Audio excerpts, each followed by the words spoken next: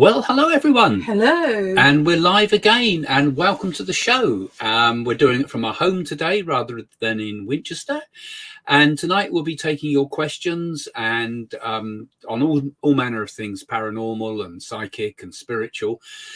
But initially we're going to have a chat tonight, first of all, about families and the way families continue into the spirit world, for example, and how families can be the basis of perhaps our society.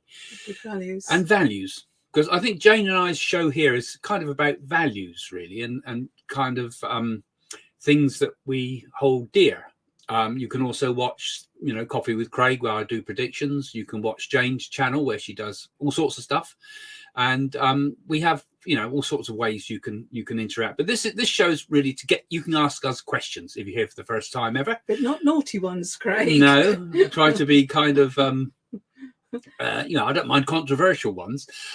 So I'll be selecting the questions tonight. We're going to just sort of let people say a few hellos first, Jane. So if you'd like to respond while I have a click. If they like to come on. Yeah. So Alexander, hi Craig and Jane. Love, kisses and blessings from Glendale, California. The same to you, Alex. And you're usually the first one in, Alex. Yeah, actually. Amazing. So we've got a few others here. Ava, good evening, Craig and Jane. Kiss, kiss, kiss. Kiss, kiss, kiss back. Frank, hello, Jane and Craig from Frank in Poole. Hiya, Frank. The old favourites coming in. Agility Bits, hello from Cornwall. Hi, Pat. You can almost guess who's next. Patricia, hiya from Germany. Good morning. Joanne, hello, Craig and Jane. Patty, hi from Virginia, USA. Hi, Patty. And all the way from Australia. Heather, hello from Australia. Hi, Heather. And Apple, hello, Craig and Jane. You both look lovely and colourful this evening. Well, I do. Washed out in the face, though. He looks like he's into reggae. That's from India. You look more like Bob Marley with that round your neck. Good evening, Craig and Jane. Good to see you both. Hi, Daryl. I think I put these questions up so quick that you can't answer them. Hello, Craig and Jane. Sending love from Norway. Skull. Good evening. You're both amazing. Love the show as always. Big fans. Based in lovely Devon. Ali. Others from Australia. Heather, 6 a.m. here in Australia. Reiki B, love, kisses and blessings from sunny Clearwater. Hello, Craig and Jane. He's trying to do it quick. Hi from Tunnel in the West Midlands. Hello, it's Matt from Torquay. Hello from Virginia. Hi from East Africa. Hi from Henley. Hi, Craig and Jane. Kim. Quick. Hi from Toronto. Hello from Oxford. Hello from California. Lucky me. Right, I think we're there. Well, there's lots more. He's trying to do it fast. If I've got the controls, we'll have a play around with them, shall we? So nice to see you folks again. So we weren't quite sure what to talk about today. So in one of my predictions recently, I was talking about I cast the I Ching, and so what is one of the what way can we kind of counter some of the problems in the world today? And the I Ching gave the hexagram called the family, and I interpreted that as being maybe one of the things that's lacking in our society. It's good family values. And I thought, well, it might be quite a nice way to start off, and talk about some of those sort of things, because we often talk about it between ourselves, and see what you guys think, and then we'll move on and take all your questions about everything you like under the sun. So, the family, I think, is kind of the basis of life, really, in many ways, don't you think, Jen? Well, I think grandparents are very much keep their children grounded in that, and I think they're important, because when you're younger, say when you're in your 20s, you really haven't got the time. You want the perfect house, everything perfect around you, and we're all so busy in our life. And when you get older, you've got more time, and you give the most precious time to any child, which is your time and love. See, there's a couple of ways in your family to think about it too. Of course, on the one hand, our family is our ancestry. It's the people we are genetically connected with. When I think about how far our families go back, I mean, when you trace family trees back, for example, it's fascinating when you turn up all the people that lived before and contributed to make this body that we have here, Planet. and all the work that those people have done over the centuries to make our society what it is today. And so this, on one level, this our ancestry, isn't there, which is who we are physically. And I think, do you think that part of what makes us, of course, there's genetically, but I wonder sometimes, do we kind of inherit the energies from those people that have been in our family tree from the past, you know? Well, I think we're bound to through genetics, aren't we, Craig? Because, I mean, the family line years ago, if you're doing research and genealogy, a lot of it broken down because going right back Victorian times, the Georgian times, they tend to put people in workhouses, and sometimes we had illegitimate children, sometimes servants from the lord of the manor. So that line, that's interesting to research that. But what I like about the Thai people and Chinese people, they have like ghost houses and they pray to their ancestors, which is important, like the Indian culture. Yeah, because they have a lot. Most societies sort of have a respect for their ancestors. Even like the Chinese used to, certainly in the past, worship their ancestors. And it makes me wonder sometimes if we actually bring forward an energy from those people, because I think certainly in my life I can notice that, I mean, in my family there's a big line of adventurers in many respects, because my granddad was mapped Africa. On the dad's side of the family, they all were sailors and went down with their ships. There's another side of the family that were pirates, all sorts of things. People had kind of an adventurous spirit. And on the Nan side there were mediums. And I wonder whether, I mean, okay, we genetically inherit a bit, but do we also in some way inherit some of their energy and even inherit some of their karma, like the sins of the fathers will be onto their followers? I heard about your genetics, Craig. What about mine? On my grandmother's side of the family, they were all nurses, and army nurses. One went down in the wartime, was hit by a Japanese boat, and there's a plaque in London, because she was a famous plaque.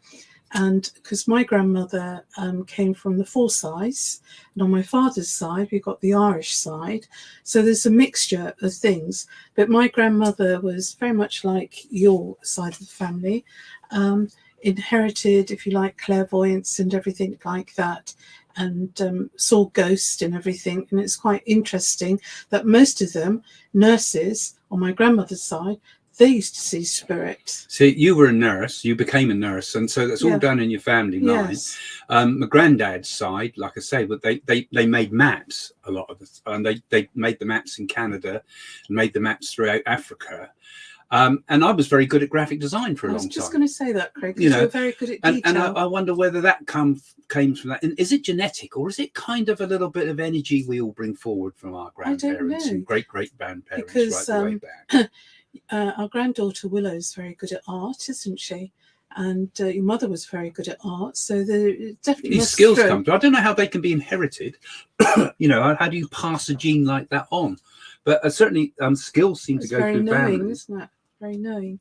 Makes me always wonder whether our ancestries, you know, go back and in our ancestry we bring something forward that becomes actually part of us. Energy. And then of course there's the other side, what I think of as family too. Of course, apart from the genetics of family, I think to myself, well, not everybody in families is necessarily a nice person or good part of your life, actually. And you have to think to yourself, well, our family's also a spiritual lineage, just like we get kind of a ancestral lineage. Do we also perhaps get a spiritual lineage, that people we've been together perhaps in previous lives connect within family groups, both those that we loved and also those perhaps that we have some karma we got to work out with? Because in many respects, you could perhaps define family as people you love and who love you. And perhaps we could say that even within a family group, you get others come into the family soul, like Boo, for example, you know, the cat. I mean, he's kind of like part of the family. He's kind of become energetically, I think I want to say, part of us. His soul is in tune with us. Animals are definitely in tune with us because they can sense and see auras. So definitely, they're very knowing, aren't they? Animals, very knowing. Yeah, they resonate, don't they? Mm. And I think also people come into our lives. So, for example, you might somebody that's been adopted into a family. We haven't got any adopted children in our families, but you know, they can become equally a part of the family group, even though the genetics aren't there. Spiritually, they vibrate. And same too when husbands and wives come together, they become as one. They become bound in some respects because energetically we come together. So when you think about it, you know, the way the family works is really the basis of everything. And even into the next world, I believe that families continue because so often when we make connections, when we do our spiritual work, Jane, don't we? I mean, it's usually you the first people you link with are family members, usually, aren't they? They're usually family members. You do get some people say, I don't want to speak to anybody except my dog. Can I just stop you there as well? Because I was told by Swami, by Sai Baba and by Sharavana that I was a spiritual surrogate mother, that he came to me. And that's very true, because some of these girls that come to me that have lost their mothers with cancer, I take them under my wing. I'm thinking of Breeder, Craig in Ireland.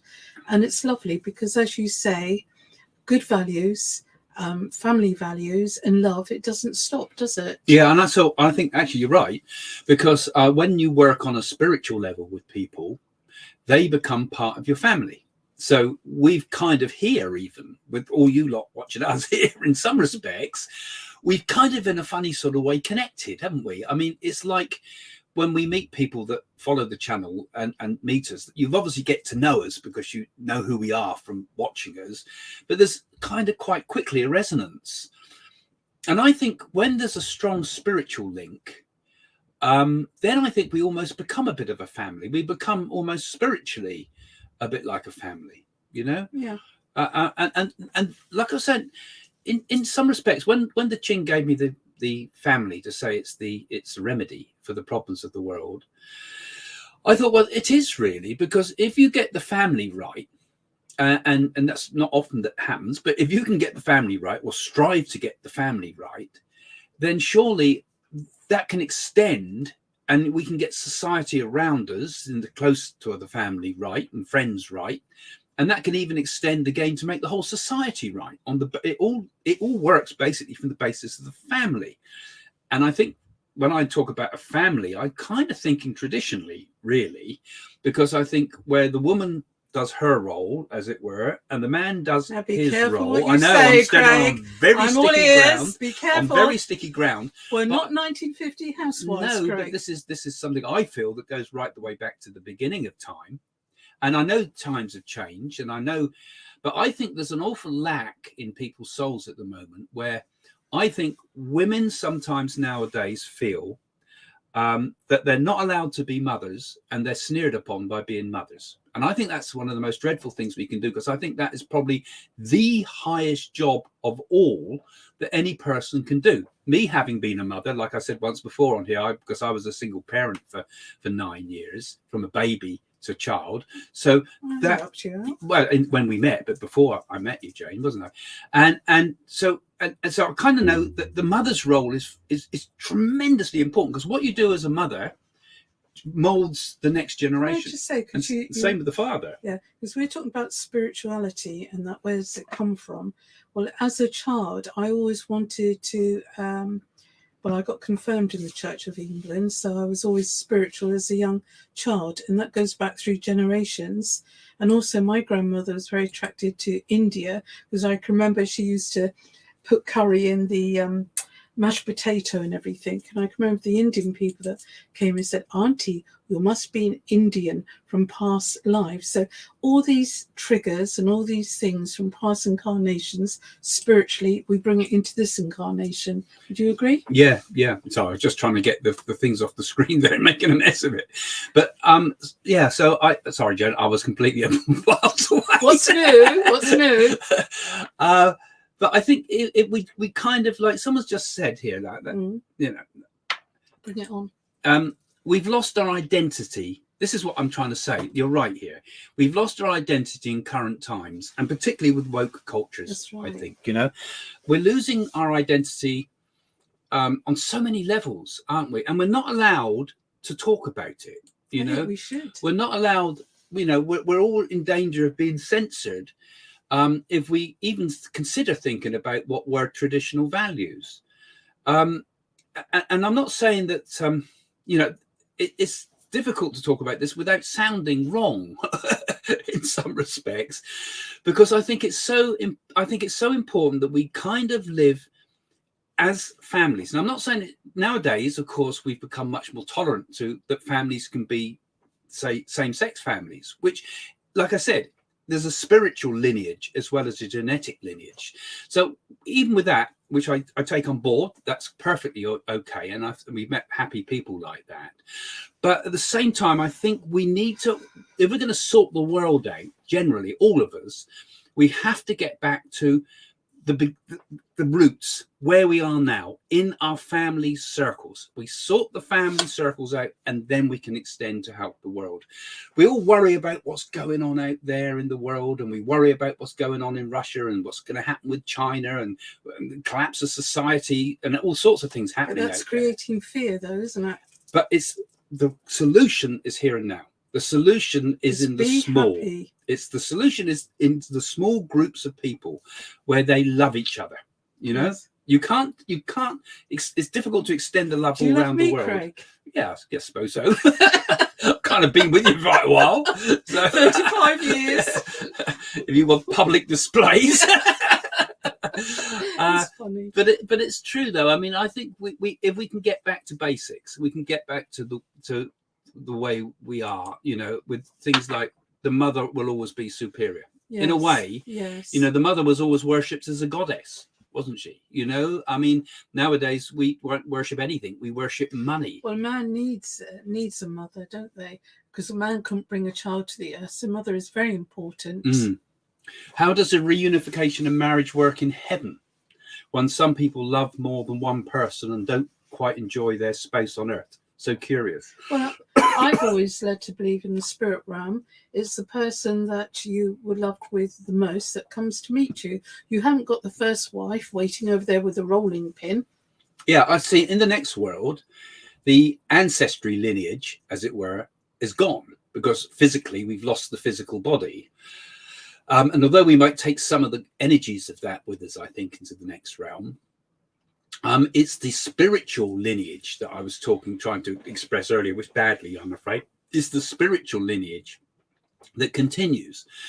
So we connect with and be with those people who we love. And that's what it's all about. That's what connects people together, those that we love and they love us. It kind of has to be mutual. And if that mutual love happens, then I believe you get a connection, a connection that happens that is kind of ties that bind us forever, you know, ties of love that can't be broken. Right, let's go through as many questions as possible and not take too long on them, Craig. So that's why I love you both so much. Well done. I always felt being a mother was the most important route for my spiritual growth. First, and other spiritual essences grow from there. That's absolutely right, Laura. Well done. Yeah, it's from the simple things, isn't it? And I think from a man's point of view too, the idea of caring for others and helping others. The man is the protector, isn't he? Well, the woman, she cooks with love.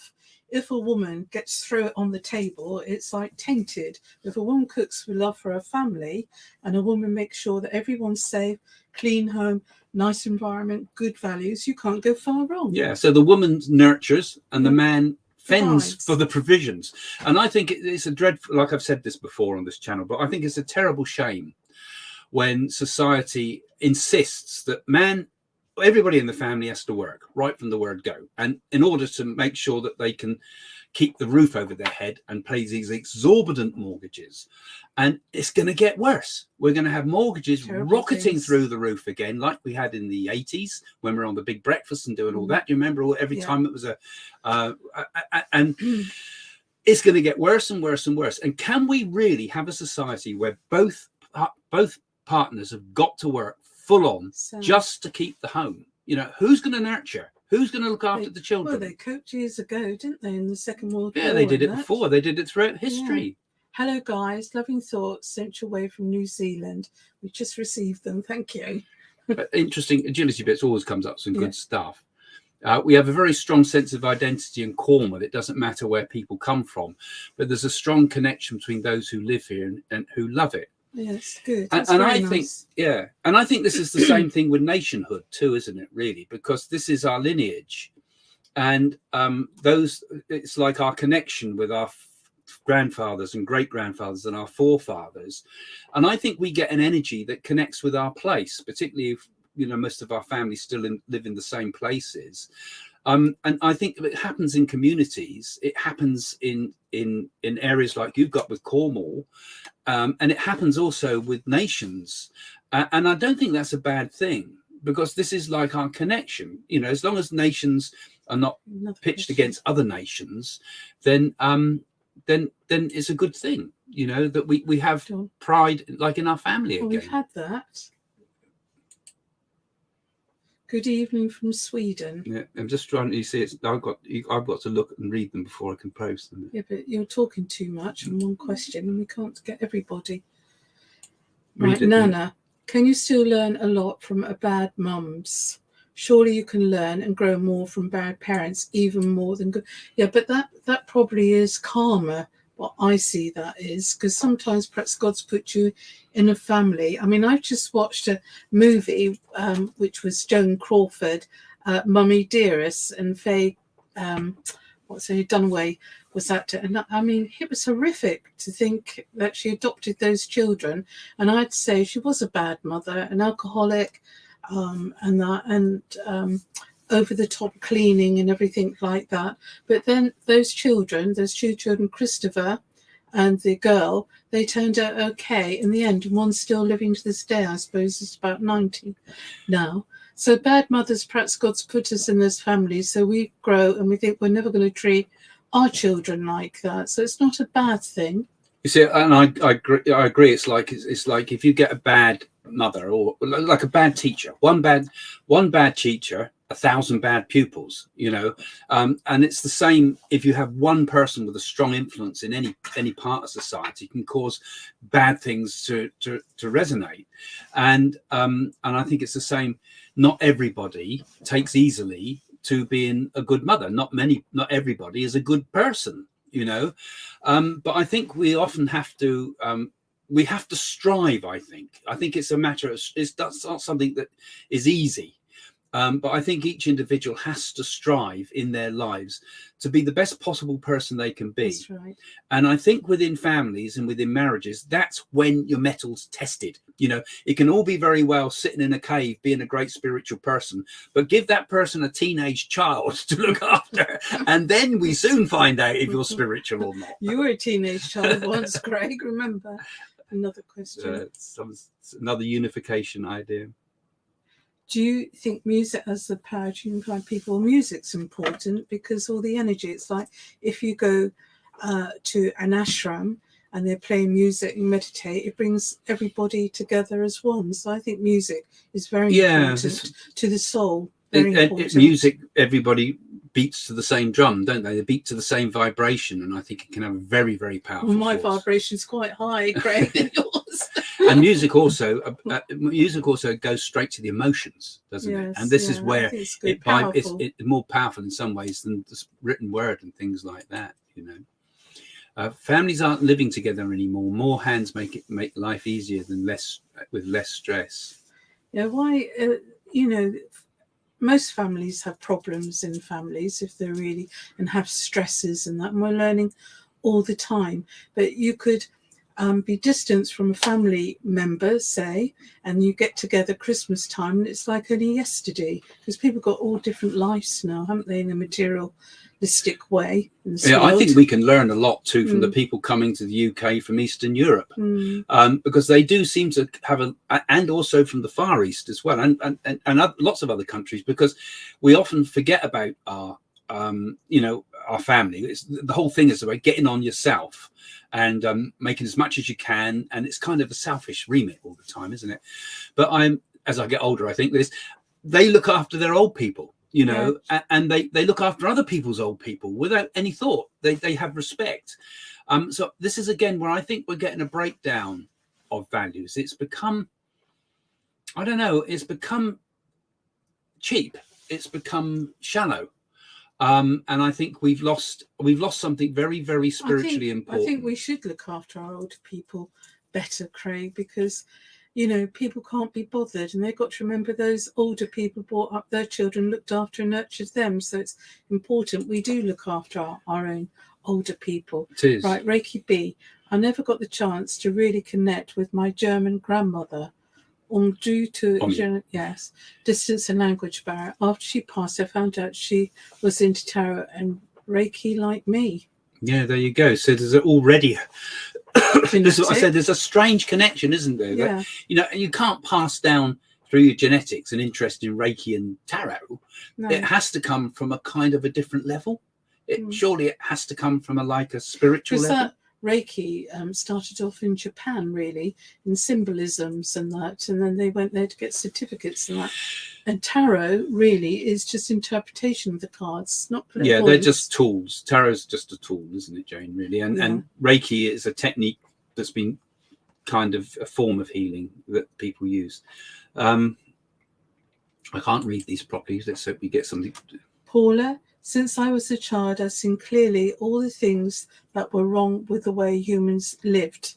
Yeah, I think you see it as a child. It's a beautiful world at the moment. It's the people in it, unfortunately. I mean, as children, you're absolutely innocent and pure, aren't you? And your perceptions are different, and you're very trusting. And it's not till you grow older that you realise that sometimes people around you aren't as nice as you think they are. If you want to get a proper opinion, get it from a child, Yeah, they're honest. Granddad, that looks silly on you. Okay. Or what did Willow say to you? Granddad, why does Nanny look a lot younger than you? Do you remember that? I remember when I dyed my hair with some, I tried to sort of bleach my hair. And I bleached my hair and it went red. I didn't put enough on it. It went bright red. This is years ago when I had loads of hair. I remember Celeste when she was still coming, Granddad, Dad, why are you dressed like a clown? I had to put a hat on and go to work. Yeah. So there you go. The kids will always tell you. In US, many people just throw elderly people into home. I think it's cruel, isn't it? And these people with these homes, they charge them about $1,500 a week, and they're left there. I call those homes God's waiting rooms, like waiting to die. But there's some people that need to be looked after that haven't got anybody. And I think it'd be nice if we had a community that people got together, a bit like they have in India and China, and they look after the elderly and all help. And of course, families go wrong sometimes, a lot of times, don't they, too? So this is, like I say, something we hopefully can strive for. And Mary says, hi, Craig and Jane from Ireland. What do you think of family members who know what power is and sadly use it in the wrong way to do wrong to another who lives long away?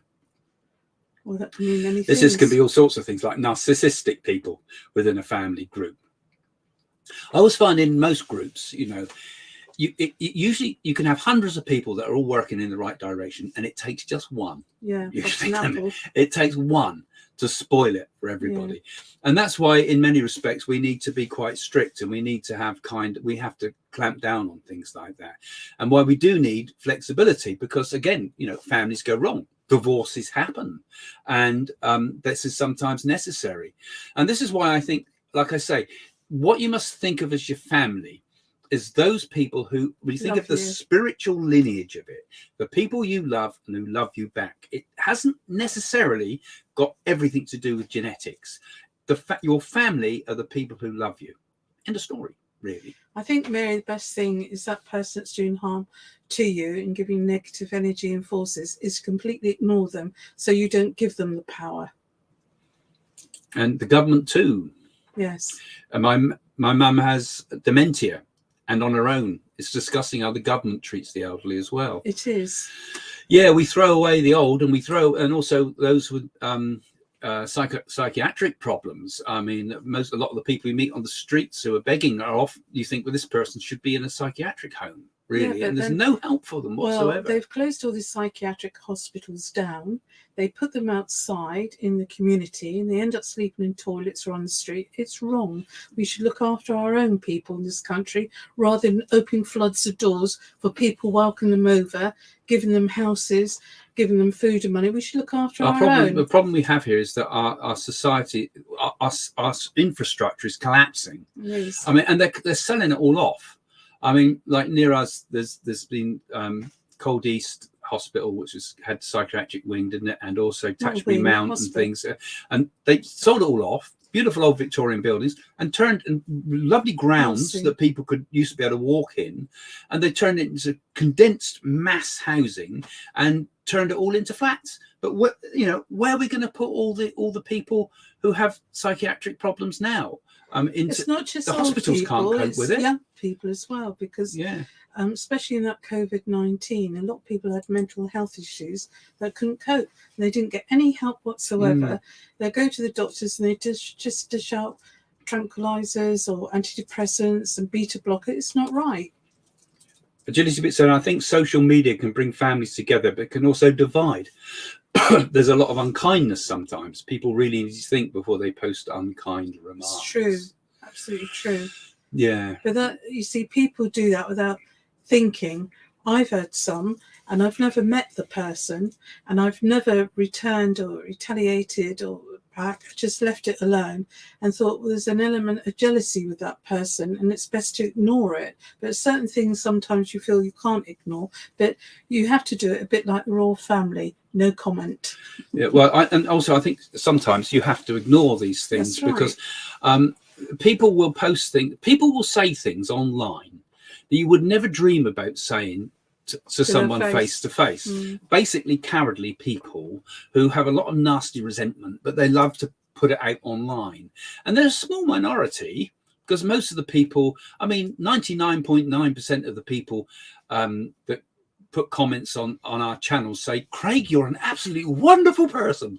But blind people have said that, and deaf people, one or two that can be really horrible, and it's the same with all of us, and we've got to be cautious too, because sometimes also, like you say, even social media can become a thing for divisions with families. People argue by text message. I mean, it's asking for trouble, isn't it? And people even date by text message. Really, we do need to be face to face with people, I think. There's one about a mother-in-law there. I don't know what it says. Oh, it's Nana again. Hi, my Nana. mother-in-law came to live with me when she had dementia. I cried when she was so bad and had to go into her home. I know, and it's very, very hard when you do have to look after people with dementia and also Alzheimer's, because when they keep repeating themselves, they can't help it, of course, but they, you just got to be kind as much as you can, but it can be very wearing mentally on somebody. Oh, it's hard going. And it's so hard to see that person that you've loved. Like my brother's. Wait a minute, Craig, you must let me finish, thank you. It's like, I think he's going to get it in a minute. Here goes a family. Bye, everybody. No, but you never let me finish. But it's, all you can do is your very best for that person, and sometimes they have to go into be care, if you like, because sometimes that person looking after them really can't cope, or they're worn out, and it puts strain on people's relationships. But it doesn't mean they're just shoving them away. It means they're thinking of them and they're thinking of their well-being as well. Christine, So it's very interesting how there are astrological patterns in families. Perhaps that is the evidence of spiritual lineage. Yeah, what sort of astrological patterns do you find in the astrology, Jane, for people? Well, Libra's like the scales balanced and everything. And I think, it's like when people read horoscopes and everything. I mean, it depends when you were born. It depends on the sunset, sun rising, and it's very important. But I think, if we go back, and you go really back, how come if we went back further that family members were blacksmiths, some were innkeepers, and we're going back 200-300 years ago? That's strange. And then they were all born under the sign, say, Aquarius. Yeah, they do get links in families. You do definitely get patterns when you look at people's astrology, very much so. Often, particularly in the moon signs, I've noticed often reflect the astrology of people around you, similar moon signs. And when you get someone that really knows their astrology, I know Christina knows, your astrology well, you do see some fascinating patterns. And even certain houses will indicate your previous lives too. And you can often, in Indian astrology, I know they can trace back your roots, your previous life through astrology, and that you may have shared similar past lives together too, all written there in the stars. Amazing stuff, I think, astrology, as perhaps like one of the proofs, like you say about patterns in families as perhaps evidence of a real spiritual lineage and past lives as well. Let's have another look. What else we've got here? Mystic Rebel, Alexander Day. I'm seeing that all around. Okay, you're talking to each other here, so that's fine. My mum is Libra sun. My dad is Gemini. I'm a Virgo sun with Libra rising, Gemini moon. Yes, we do find that there's a lot of correlations between people's astrology. My dad, brother, and I have ascendant in Libra. Mother and sister have ascendant in Sagittarius. And I also find that in families, even the basic sun signs, you get clusters, don't you? And it's interesting how that seems to even go into grandchildren, actually, when I think about our families and things like that. So definitely astrology does seem to have... Yeah, because your father was a Sagittarian, and little Damien's on a cusp with Sagittarian and Capricorn.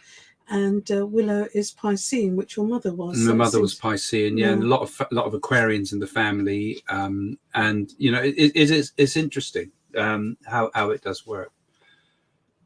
It's another one there, long one. I suppose, Craig, the fact is that when you do your posts, you don't sugarcoat things to upset people because they don't want the truth. They just want the nice and the bad psychics telling people what they want to hear. And really, that's true, isn't it? Because, I mean, the world's not all just love and light, is it? And the world's not all doom and gloom either. The fact is that it's a mixture of both, isn't it? What you make it. And I think it's the same when you do readings for people as well. You can't just tell them it's all going to be all right. Because, people say, I want to know the future. And I think, do you really want to know the future? Or do you just want to know that the future's going to be all right? Because maybe the future is not going to be quite what you think it is, So I think what you should be asking is, I want to know the best what I can do to make the future right for me. That's the way to think about it. And it's this, and so, but a bad psychic would just tell them, oh, it's all going to meet Mr. Right tomorrow and all this sort of thing. I think, well, no, you've got to give the good and the bad. You might get a gut feeling about something coming into a person's life.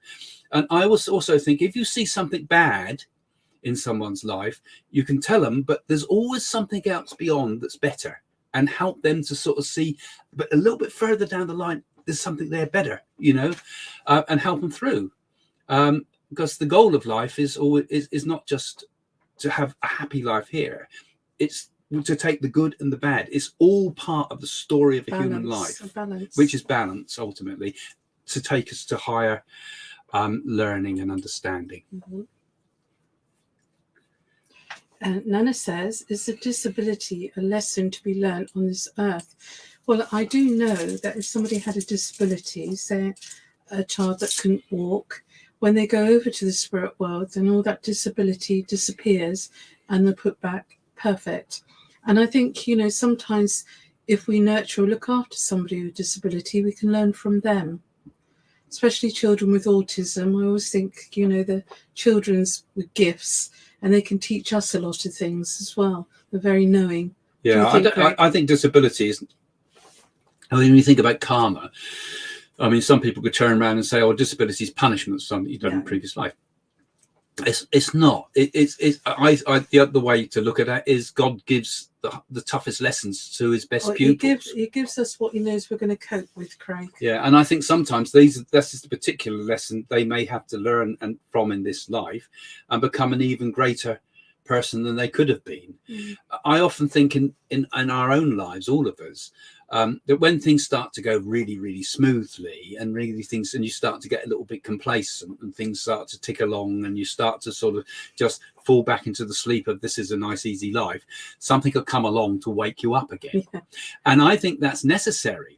And that's why I think sometimes it's necessary in life to kind of break those routines and sometimes take on things that might be a bit of a challenge to you that you don't have to take on, but you take them on because it's good for the soul. And I think sometimes that's what happens in life. We are given something to fuel us. The worst things in life are often the best things because they're the things that make us drive us forward. The one who seeks and finds.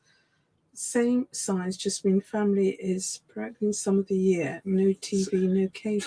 Yeah, everybody's doing it during the winter and they're having babies 9 months later. Does chanting particular mantras help overcome black magic? Okay, we got off on a different topic there.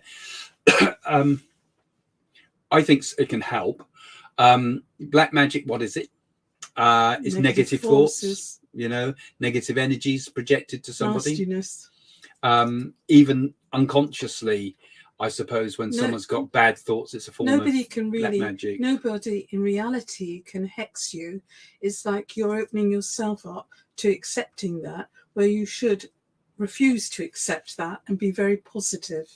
This is an Indian person because they're very much into and I think mantras help. I think mantras can do all sorts of absolutely very, very powerful things on all sorts of levels. As I've said before, the best, most powerful protective mantra is usually the Gayatri mantra. And in the Indian system, for example, different mantras are chanted to different gods for different things. So you want wealth, you might chant to Lakshmi. You want the power to change things and awaken, you might chant to Shiva. If you want happiness in the home, you might chant to Vishnu, and so on. You want obstacles removed, you might chant to Ganesha. They're all symbolic deities, quite powerful. Symbolic, but perhaps real because they become like tulpas of the energy we projected to that deity over the centuries. But I do believe mantras do have a very special resonance that can do incredible things. And in ancient days, they even levitated all sorts of things and things like that. Right?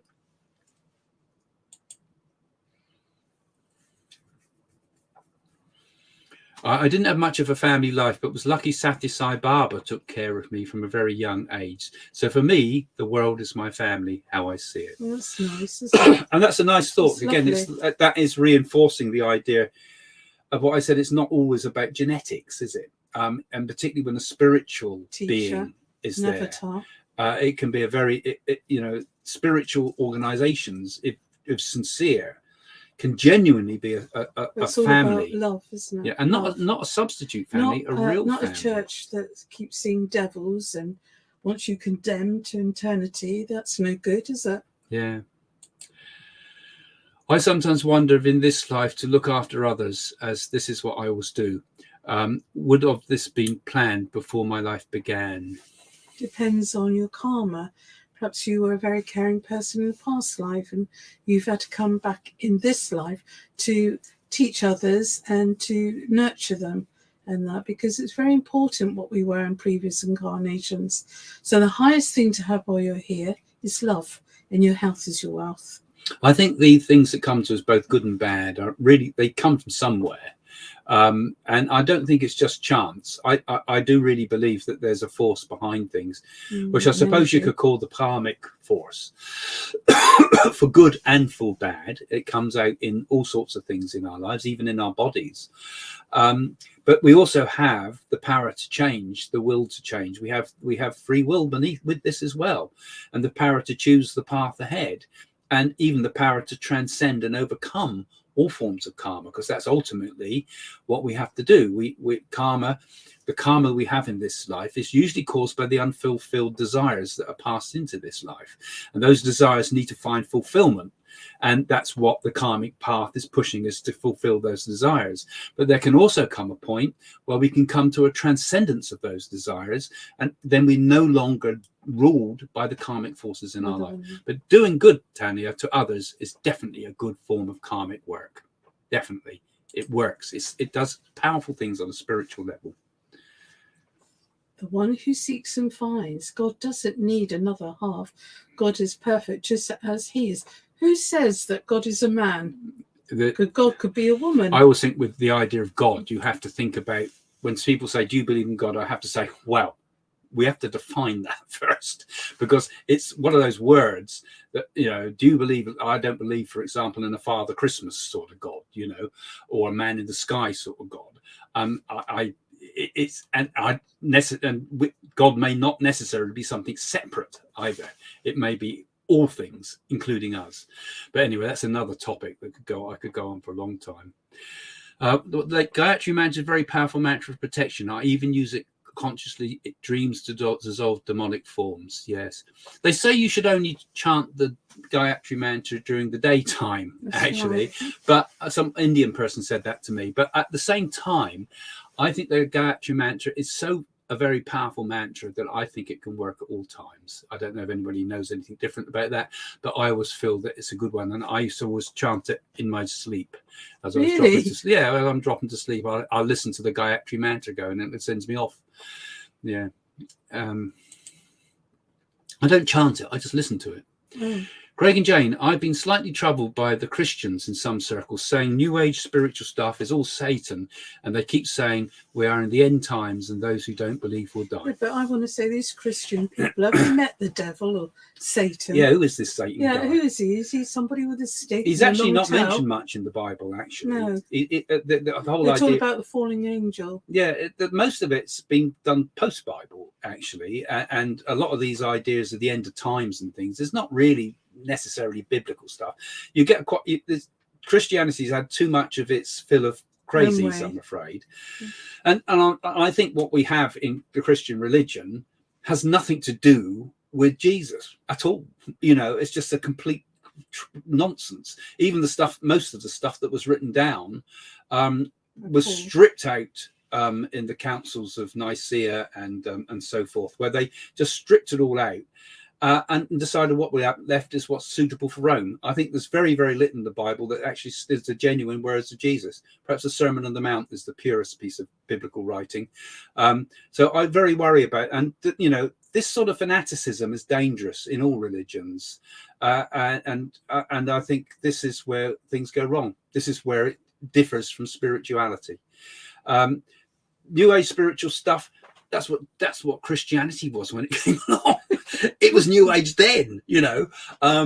And Satanism, well, I don't believe in a Satan. I think it's a nonsense, you know. It's an absolute nonsense to Satan. What is it? I mean, is a man? Is it a being? And also God. Is God a man? This is the Father Christmas type of vision again, isn't it? Of different sort of beings. It's all about energies. It's all about consciousness. It's all about, you know, the awakening. You know, and when we awaken, we realize that God is everything, and bliss and love is the whole of existence. And we are that, not just part of it, we are it. So there we go. That's a nonsense. Frankly, I'd rather go to hell with Gandhi than be in their Christian heaven. That can be arranged. Next question. Let's see if I can. I'm not really reading them, Jen. I'm just clicking. We might get something set up. You're an idiot. I always wonder if a medium says that our loved ones visit us, example, hang out in the kitchen or wherever. I think, aren't they bored or frustrated? Do they just stay close and we will fill them? Well, they've all got their jobs to do in the spirit world. Perhaps if somebody was a heart surgeon like Dr. Christian Barnard, who's a South African famous heart surgeon, perhaps he influences a surgeon here that's working in a hospital, and they come like guides, spirit guides and helpers. So they do have jobs. If you've got people that say passed over in an accident and loved ones on the other side, or other people, they're seeing to these people and welcoming them till they get used to their conditions in the spirit world. It's nothing like it is here. It's a different consciousness of reality, isn't it, Craig? It is. Spirits don't walk around us very much anyway. But spirits don't walk around like we're walking around. It's another level of vibration. We raise our vibration to them and they lower their vibration to us, and that's how mediumships work. That's how it connects. We resonate right? We resonate with one another until we connect. And that's all what's happening, because the spirit world is like a mental plane in a way. It's a subtle level. It's nothing to do with your grandma stood next to you.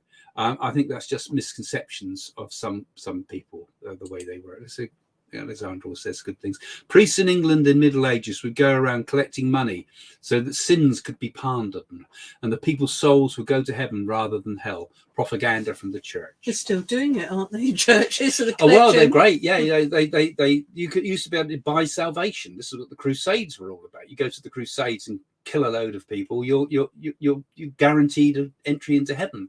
Or you could simply pay for it. You could pay for blessings.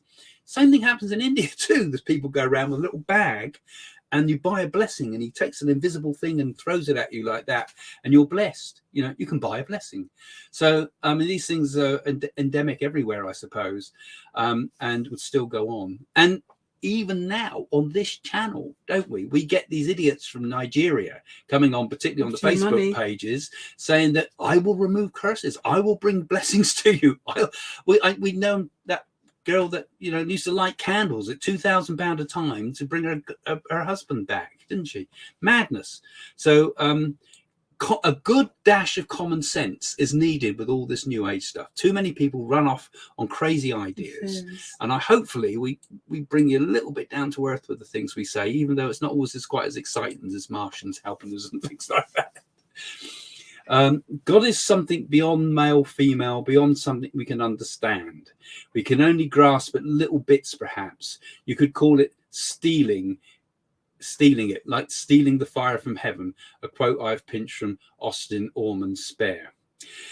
Yeah, like Prometheus. Prometheus was the god of the Greeks that stole the fire of enlightenment, as it were, from the gods and gave mankind the ability to be awake. And God is the Abraxas. God is neither male nor female. God is both. God is beyond that. It's impossible to describe these things. I don't even see it as an invisible presence, because that suggests it's something separate to us. It's in everything. Is everything. This whole reality around us is a fabric that's formed in the mind of God, which we are also in the mind of God, and we ourselves are the mind of God. So there it is, sorted out. Whoops, clicked the wrong one. Do you think the UK will return to its pagan heritage, which is also very close to Hinduism? I like the Hinduism. I like the pagan heritage too. Yeah, both. I think we've got to, with all spiritual things, move forward, really. I always think the best of both worlds. We've got to have the best of the past, the best of the present, and the best of what we can do for the future.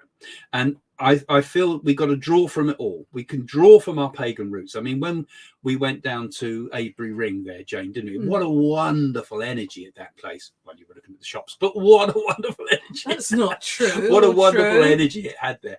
And he's a wanderer, this one. And the energies of the ancient times that I feel very much in ancient Rome, in ancient Greece, in India, and we can learn from those vibrations. But there was also terrible energies from those times as well, remember as well. And I think we've got to draw the best from all of it. I don't think we'll go back to anything, but I think we can bring it back into our lives.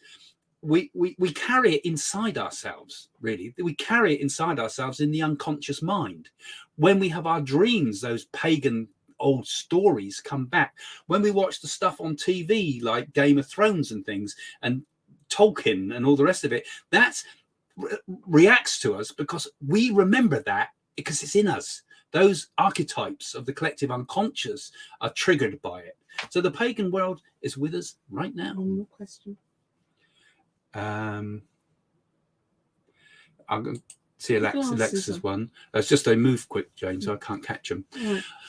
Unfortunately, much of Christianity in the south of the US are extremely self-righteous and tell people they will go to hell if you don't follow their biblical teachings. How would they know if they've been to hell and back? That's what I want to know. I reckon I'd take all the people from South USA and send them to Iraq, and bring all the ones from Iran, rather, and bring all the ones from Iran into the South USA, and then they'll probably discover that these these extremist views, whatever religion, are just as bad as each other. I mean, it's craziness. They've got a religion where they put their hand in with all these vipers, snakes. And if they're not bitten, then they're quite holy. But if they're bitten, they're not. Well, that's no good to them because they die. It's right. I mean, it's like ducking the witches. If they die, they were obviously innocent. But if they live, they're a witch. You can't win, and it's a very sort of immature form of thinking. Really, it's a very shallow. So I would see that as ego and arrogance with somebody that's saying they're the right ones, the chosen ones. That's very arrogant, isn't it? I think people want simple answers. They want to be told what to do. Simple. And, they just want to be told the answers. They go to the church and they want to be told the answers. You get a nut up there telling the answers. Same thing can happen in politics. If you don't think about things, someone will tell you the answers, but they'll tell you the answers that suits them. That's right. So we've got to think for ourselves. And I think with all religion, all of us have to not trust anybody. Don't trust me and Jane. Don't trust anyone. Trust only your own personal experience. Is there a God? Find out. If others have been able to realize God realization, then so can all of us. And that's what we must do, but not take the lazy person's answers of always going to some guy, whether it be a guru or whether it be a religion, and saying, tell me the answer. And then the true gurus will always say the answer's in you. You know it. You've got to find it. I can't do it for you. And I think that's the way we have to do it. The ones that abuse it are the religions that see the sort of nonsense that Alexandra's there talking about, that try to use it as a power thing around people. So we're coming very close to the end now, folks. So let's have a look. I can't. I'm just grabbing. Oh, it's Alexandra again. Sorry, it's just like yours look good. I didn't realise it was you again. I'm not favouring you. I once knew an older man and his wife who were horrified that I believed in reincarnation. Well, they're very close mind, then, aren't they? Those kind of people. Well, that's right. And actually, when you read the actual history of Christianity, rather than just reading the Bible and saying that's it, when you learn about the actual history of Christianity, the early Christians kind of took it for granted that reincarnation was a fact. It goes right the way back to the ancient Greeks, the idea of reincarnation, and it was there in society. And people, when Jesus said something, as you sow shall you reap, he was talking about the same concept as karma, surely. And when he said when he saw John the Baptist, I think it was, wasn't he? You're Elisha come again, wasn't it, or something? Elijah or Elisha come again. Reincarnation? Was Jesus a reincarnation? Did they think that? So it's in the Bible there. Although my biblical quotes there is a bit shaky, I'm afraid. Sorry, guys. I've got one more, and then we'll have to finish, I think. Craig and Jane, I don't think a way to say who I am in religious matters. Do you think? Just say I'm spiritual. What do you think? I think being spiritual embraces everything, doesn't it? Being spiritual is like enjoying nature, walking through the woods, enjoying nice people around you, doing good things for others, thinking of others rather than yourself, and being with really lovely people that you're in their energy field, and it feels so special. You don't have to have a lot of money to be with spiritual people. To me, being spiritual is somebody that's thought about me. They might just give me like a ploughman's lunch or something like that. They've actually thought of me. And being spiritual is being with really lovely people, and their energies blend, and they're kind people, and you feel in the heart and the soul, and you feel love. And that's why we're all here, really, because of love. Yeah, and I'm a bit of a non-conformist generally, and I'm definitely not a joiner. So when it comes to organisations, I'm not really one that like in spiritualism said, oh, would you do this in spiritualism, become this? And you think, no, I don't want anything to do with those things. I'm an independent person, and I do my spiritual work. And if it can help you within spiritualism, that's good. But then I wouldn't say I'm not a spiritualist, just like I'm not a Hindu, because I'm also just as engaged in that. So I'm not a Christian either. I'm not any of it. I think you've got to be your own person now, I think. And for some people, religion can be the stepping stone to this. But I think ultimately, like I said, you know, we've got to do it for ourselves. We mustn't be lazy spiritually. We've just got to do the work. If you sit and you spend a large part of your life doing meditation, that alone will get you there. If you sit quietly and listen within, you'll find the answers. You'll find them quite certainly. You don't need anybody else telling you what the answers are. You don't really even need, just be quiet and peaceful within, and it's all there. Just be with people you love. It's all clear. It's only you that are clouded. It's the shadows over our own eyes. But if we quietly listen, and then we can awaken, and then we know the truth will come to us. And then when we look in things like the Bible, and we look in things like the Hindu teachings, and we look in whatever religion we might look into, we realize that it's all simple and easy. It's all the same, but just being expressed kind of a bit badly by everybody else. But when you know the truth, then you can see the light shining in every direction. So go direct to the boss, I say. Become the enlightened person. Don't worry about all the others. We are all capable of being enlightened. We are already that way. Master Craig, Goddess Jane, it's time to say goodbye. We'll just say a few byes to you guys just as we go. Just I see you kind of agree with us, yeah. And so we're going to say goodbye to you now. Disagree, you must do what was right. Yeah. Go inside and find the truth. True. Yeah. So hopefully you've all been enjoying the show today, and thanks for coming on. Thanks for your lovely questions, Nana and others, and Alexandra and others who have come up with some really interesting answers. Now, if you really do enjoy the show, don't forget, please become a patron. Have a look in the description below, and you'll see lots of links to a link at least to the Patreon page, and you can give a small donation each week to help us keep this channel going. We're sounding religious now, aren't we? But we're passing the plate round here, aren't we? 2 for the price of 1. But it helps us to keep the studio going, which, you know, we're still there. We couldn't do it tonight because we needed Matt couldn't come in, but if you do, it helps us tremendously. You know, it helps us tremendously, and it helps the show to move forward. It helps us to be able to do this.